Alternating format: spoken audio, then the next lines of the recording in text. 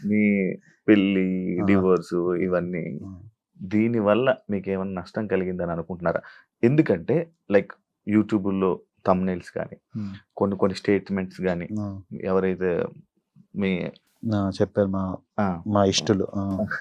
నాకిష్టమైన వాడు కదా! ఇష్టమైన వాళ్ళు కొన్ని కొన్ని మాటలు అలా అన్నారు.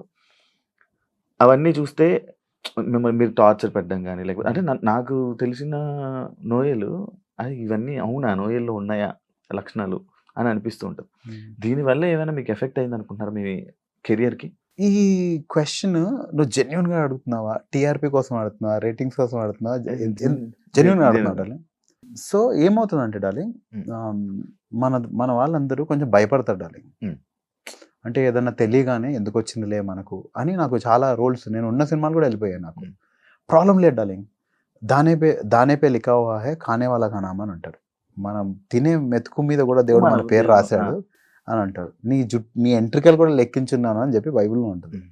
సో, అలాంటప్పుడు మనం ఎందుకు బాధపడుతాం డార్లింగ్? హ్మ్. సరే ఇప్పుడు వాళ్ళలా హాఫ్ హార్టెడ్‌తో ఇవ్వడం కన్నా ఇవ్వకపోవడమే మంచిది కదా! హ్మ్.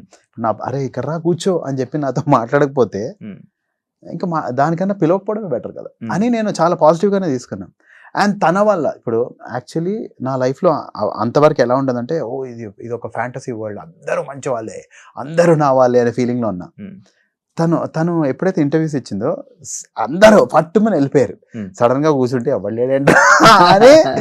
సో, అది చాలా బ్యూటిఫుల్ అనిపించింది డార్లింగ్. నేను వీళ్ళందరికి వెళ్ళిపోమని చెప్పలేను. హ్మ్. ఇప్పుడు ఏంటంటే నా వాళ్ళు ఎవరు అంటే నాకు నా ఫ్యామిలీ తప్ప ఎవరు కనిపించాల. నేను చాలా ప్రేమించే వాళ్ళ పేర్లు ఇప్పుడు చెప్పను. హ్మ్. ఒక స్టేజ్‌కి వచ్చాక చెప్తా ఎవరని. సో, వాళ్ళు తప్ప ఎవరు లేరు. హ్మ్.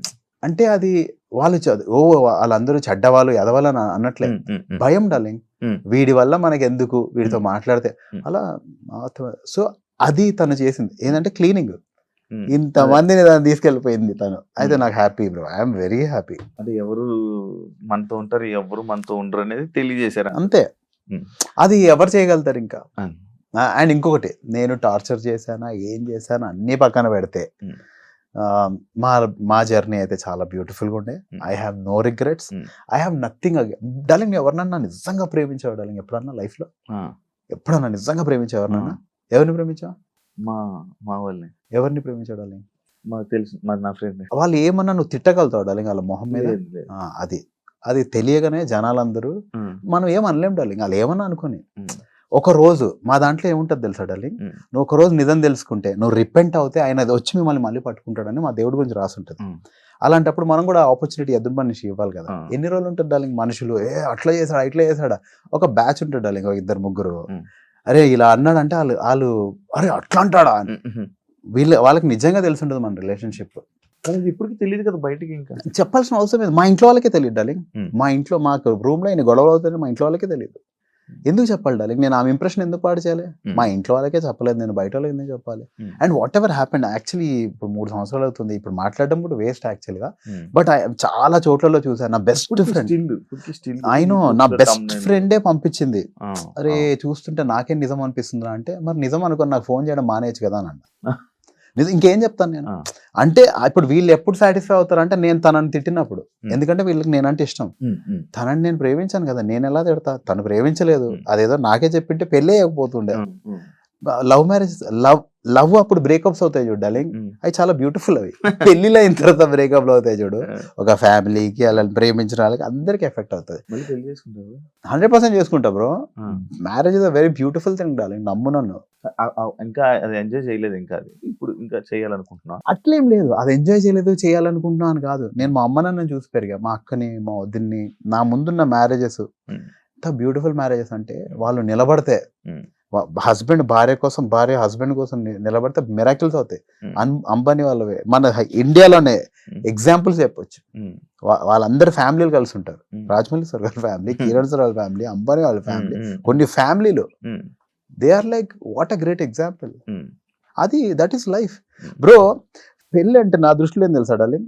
చేతిలో కత్తి ఇచ్చేసి నువ్వు పొడిచినా నేను ఏమండు అని అని అన్ నువ్వు అంటే నేను వెళ్ళిపోతా, అంటే వెళ్ళిపోతా అది పెళ్లి కాదు డార్లింగ్. There is commitment. ఫ్రెండ్‌షిప్స్‌లో ఉంటది, ఎందులో ఉండదు. అండర్‌స్టాండ్. అస్సలు ఎందులో ఉండదు అండర్‌స్టాండింగ్. అవును. You love that person no matter what. Hmm. అది పెళ్లి డార్లింగ్. ఎళ్లి యముడి దగ్గర గొడవ పడి తెచ్చుకుందట ఆళ్ళ భర్తని. అది పెళ్లి డార్లింగ్. అంటే ఇప్పుడు పెళ్ళంటే వాళ్ళకి తెలియాలి, మనకి తెలియాలి. ఆ! వాళ్ళకి తెలియక ఇవన్నీ అయ్యాయి. అంటే ఈ మధ్య కమిట్మెంట్ ఇష్యూస్ ఉన్నాయి బ్రో, అందుకనే పెళ్ళిళ్ళు ఇంకా రాను రాను అవ్వవు. ఇంకా ఒక ఎవరితో పడతాడుతో తిరగాలనే అది వచ్చినప్పుడు కమిట్మెంట్ ఉండనట్టే కదా, వాళ్ళే చెప్తారు పెళ్లి వేస్ట్ అబ్బా అని. లైక్ ఇండస్ట్రీలో ఈ మధ్య అన్ని బ్రేకప్స్ ఇవే అవే. ఇండస్ట్రీలో కాదు మనకు కనిపిస్తున్నాయి, where under spotlight. Okay, కనిపించరు చాలా చోట్ల, ఎవ్రీవేర్. హ్యాపీనెస్ ఉండకపోవడం, కమిటెడ్. ఒక మనిషికి మనం కమిటెడ్ గా ఉంటే మనం వాళ్ళని వాడు ఉన్నా లేకున్నా మోసం చేయం, అంతే కదా, సింపుల్. అది లేనప్పుడే కదా అన్ని వస్తాయి. దేవుడి దేవాలు I had a very beautiful marriage. నేను తన గురించి అస్సలు చెప్పట్లా, బ్యూటిఫుల్ తను.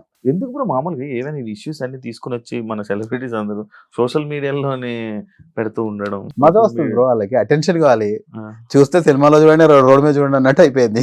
ఇంకా నన్ను చూడండి కానీ అన్నట్టు అయిపోయింది. ఇంక ఏం చేస్తాం, అసలు మాట్లాడదు ఇంకా, చాలా ఇది ఎండ్ కదా ఈ టాపిక్. ఎందుకు బ్రో, అయిపోయింది, 3 సంవత్సరాలు అయింది. మామూలుగానే women will face a lot of, మనం తప్పు చేసినా చేయకపోయినా చాలామంది పాయింట్ అవుట్ చేయడానికి ఉంటారు. అండ్ ఇప్పుడున్న సినారియోలో once you had that breakup, you had your distance, మీరు మిమ్మల్ని సెటిల్ చేసుకొని మళ్ళీ you are coming back with this project. అయితే ఇందులో ఉన్న సీన్స్ వల్ల ఇప్పుడు జనాలకి మిమ్మల్ని పాయింట్ అవుట్ చేసే ఛాన్సెస్ కూడా, అంటే పర్సనల్లీ టార్గెట్ చేసి, అంటే ఏంటి చూడు ఎట్లాంటి సినిమా చేసిందో, దానివల్లే డివోర్స్ అయిపోయింది, అతనికి మంచి జరిగింది, అంటే I'm not taking sides or something, I'm just putting up the point of view. పోనీలే ఇందుకే ఇట్లా మంచి పని చేశాడు.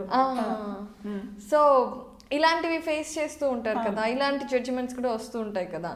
సో ఇలా మీరు ఎలాగా దానికి స్ట్రాంగ్గా ఉంటారు? ఎందుకంటే there are a lot of women, వాళ్ళు తప్పు చేసినా తప్పు చేయకపోయినా మనం డౌన్ఫాల్ అనేది ప్రతి ఒక్కరి లైఫ్లో ఒకసారి ఉంటుంది. సో యాజ్ అ ఉమెన్ ఆ డౌన్ఫాల్ నుండి బయటకు వచ్చి మళ్ళీ you're being strong. So I want you to put some light on that. See who I am, I know. నేను అదే అన్నా కదా, I am someone who lives for నా మనస్సాక్షి, నా కాన్షియన్స్కి నేను బ్రతుకుతున్నాను. ఇప్పుడు నేను పర్సనల్గా అన్హ్యాపీ ఉండి 10 మంది నాకు చప్పట్లు కొడుతున్నా నేను ప్రశాంతంగా పడుకోవట్లేదు, నేను ప్రశాంతంగా లేననేది is a bigger issue for me than those thousands of people clapping hands. ఆ క్లాప్ నాకు అవసరం లేదు, నేను పడుకోలేకపోతున్నాను, జీవించలేకపోతున్నాను. దానికి నాకు ఇప్పుడు నా లోపల పీస్ ఉంది, నా లోపల హ్యాపీనెస్ ఉంది. సో ఎవరు ఒకరు ఇద్దరు, and there is a whole huge crowd of people cheering for me.